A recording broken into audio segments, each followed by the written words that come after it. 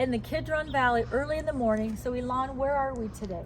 Yeah, we are in what we call in tradition as the Pillar of Absalom. This beautiful monument that you see over here, for many ages, was called as the Tomb of the Prince, and the pillar of the Prince Absalom that tried to take over his father's kingdom. And when he died, David mourned the death of Absalom, and he wept over here in the Kidron Valley, and that's why for many generations they believed that this was the monument that David built in the honor of his son Absalom, the one that's supposed to be his successor. So it probably was here in the Kidron Valley, but what you're looking at is, we think, the tomb of Agrippa.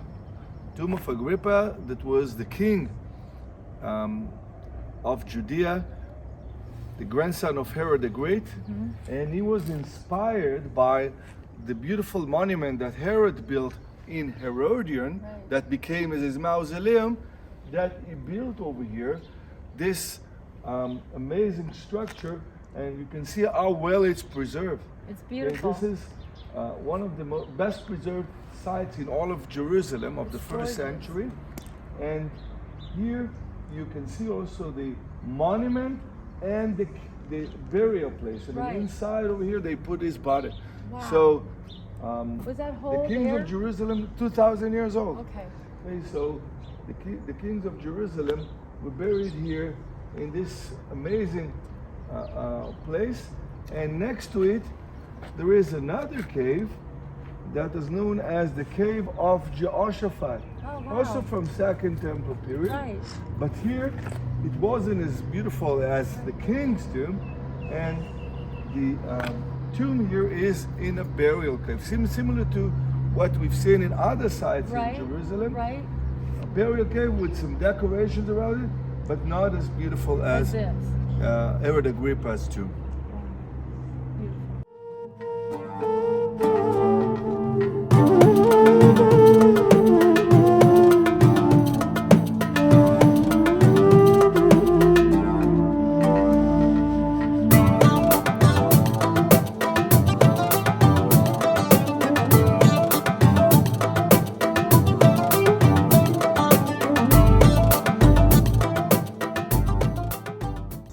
Something new. What is this? Yeah, this is Zechariah tomb. Okay. And it's from the same time of the Pillar of Absalom. Right.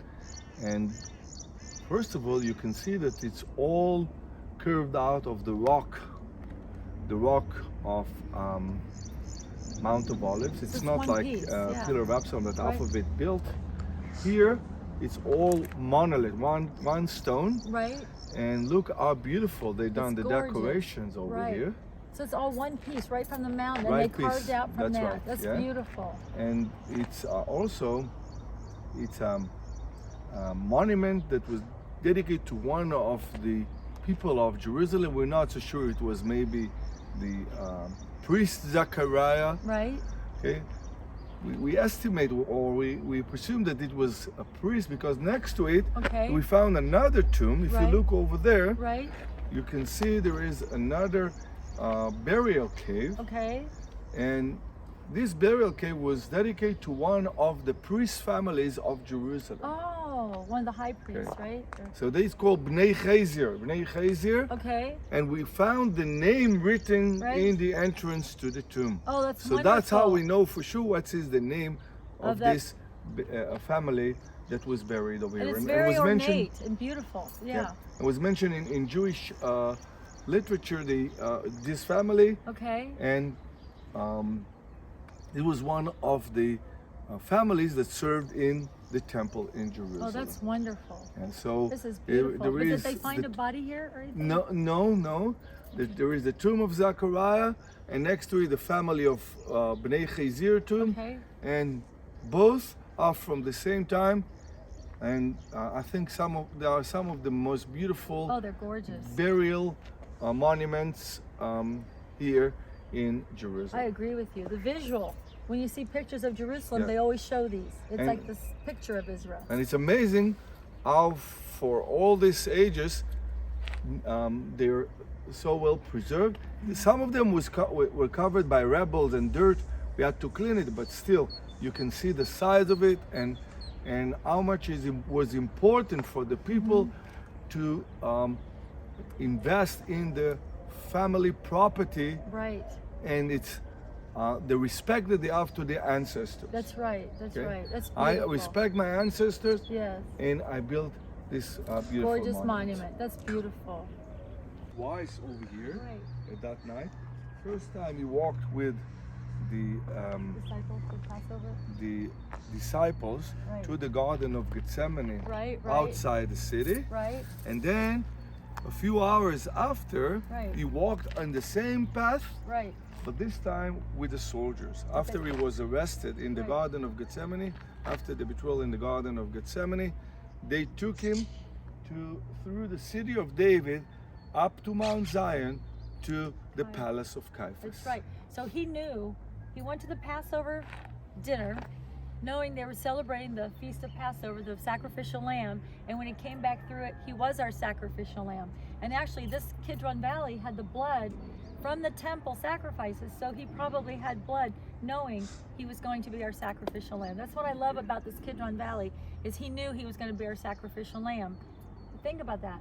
And it says he was not dragged, he wasn't tortured on there, he was led, meaning he came freely as our sacrificial lamb. He wasn't, you know what I'm saying? He went freely to Caiaphas' house. I love that part, you know, so So this is something that just recently beautiful. was open for the public. Okay. Okay, and they cleaned this area, and now it's possible to walk not just along the way of the cross, Oh. also to walk along the last path of Christ And to does it the. go up to Caiaphas' house? Yeah. Oh, I love that. That's new. Because Caiaphas' house used to close off something. Yeah. Oh, that's fun. I like that.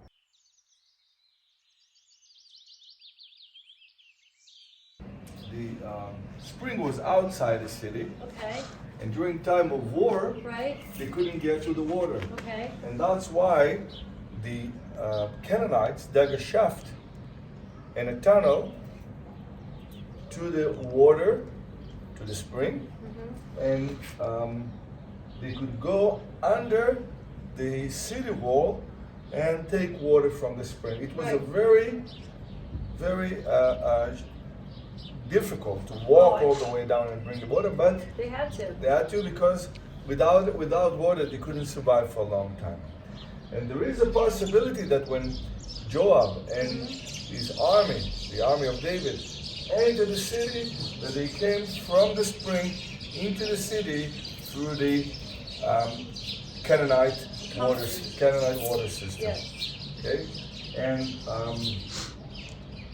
we also know that from here, from this spring, Zechariah dug the famous tunnel all the way to the other side of the city, to the pool that we call as the Pool of Siloam. So this is one of the most amazing projects of King Hezekiah, same king that built the walls around Mount Zion. He dug here a tunnel, and the tunnel was about 1,600 feet long. And it's still a mystery how they were able to dig from two sides of the hill and met in the middle. And when they met in the middle, they wrote inscription that is now in Istanbul in the museum, and it's called the Siloam inscription.